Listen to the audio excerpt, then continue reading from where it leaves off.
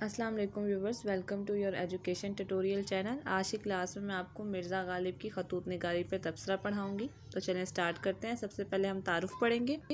मिर्ज़ा गालिब को कौन नहीं जानता। आपका शुमार उर्दू ज़बान के मुमताज़ शायरों में होता है।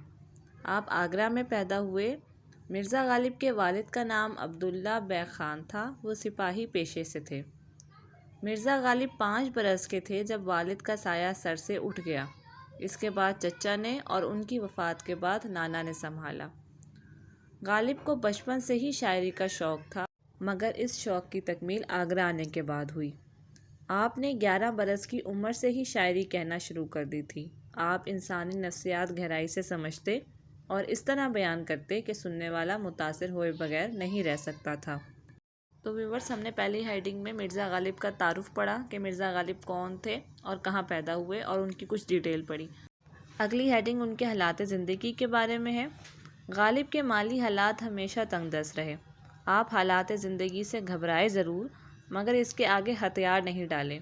बहुत से सदमे बर्दाश्त किए और आखिरकार दुनिया से चले गए और बाज़ लोगों के लिए अपनी नादिर शायरी छोड़ गए। गालिब के मशहूर शेरों में एक ये है: इब्ने मरियम हुआ करे कोई, मेरे दुख की दवा करे कोई।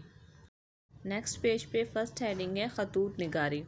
गालिब की खतूत निगारी को दिली हैसियत हासिल है। आज भी इनके खतूत उर्दू ज़बान और किताबों में बड़ी शौक़ से पढ़े जाते हैं। गालिब के खतूत एक बहुत बड़ा नसरी कारनामा है। गालिब ने खतूत निगारी को एक नया रास्ता दिखाया। गालिब के उर्दू ख़तो किताबत का तरीका सबसे निराला था, जो मिर्ज़ा से पहले किसी ने ख़तो किताबत में इख्तियार नहीं किया। अगली हेडिंग है शायरी।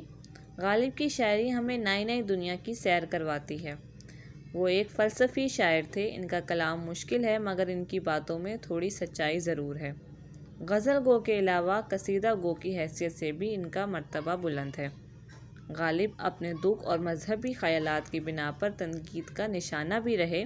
इनकी शायरी का बड़ा हिस्सा फ़ारसी में मिलता है। गालिब की शायरी इतनी वसी है कि हम ज़िंदगी के हर हालात पर इनकी शायरी के ज़रिए हालात राय पेश कर सकते हैं। अगली हेडिंग नसर निगारी की है। गालिब ने नसर निगारी का आगाज़ फ़ारसी ज़बान से किया। इनकी 3 किताबें पंज आहंग, महर नीम रोज़, सुब्दे चीन काबिल ज़िक्र हैं। उर्दू में इनके 4 नसर रिसाले मिलते हैं। इसके अलावा इन्होंने मुख्तलिफ़ किताबों पर दिबाचे तहरीरें भी लिखी थीं। इनमें गालिब की नज़र आम और सादा है, लेकिन गालिब का सबसे बड़ा नसरी कारनामा इनके खतूत हैं। इसके अलावा तंज़ व मज़ाह का अंसर भी गालिब की नसर में एक ख़ास अहमियत रखता है। अगली हेडिंग है उर्दू खतूत। गालिब ने मिरासले को मुकालमा बना दिया। इनके उर्दू खतूत में इनकी अपनी ज़िंदगी और ज़माने के बहुत दिलचस्प नक्श समेट आए हैं। ख़ास तौर पर 1857 के आसपास का माहौल एक तारीख़ी मवाद की हैसियत भी रखता है। गालिब के उर्दू खतूत के 2 मजमूए बहुत मशहूर हुए। गालिब ने जो असलूब इख्तियार किया था, इसकी नकल किसी से भी मुमकिन ना हो सकी।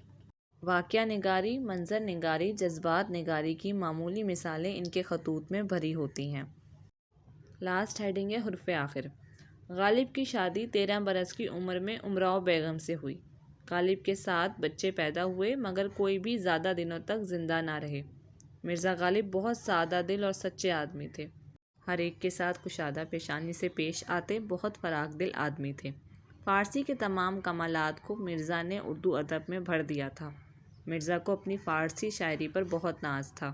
गालिब ने उर्दू गज़ल को वुसअत बख्शी और ज़िंदगी के मुख्तलिफ़ पहलुओं को गज़ल के इशार में खूबसूरती के साथ पेश किया। उनका अंदाज़ बयां दूसरे शायरों से मुख्तलिफ ठहरा।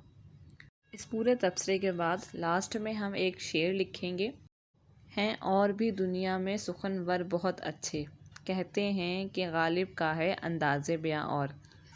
तो व्यूवर्स, अगर आपको मेरी ये वीडियो पसंद आई हो तो प्लीज़ मेरे चैनल को लाइक करें, सब्सक्राइब करें। मिलते हैं नेक्स्ट वीडियो में, तब तक के लिए अल्लाह हाफ़िज़।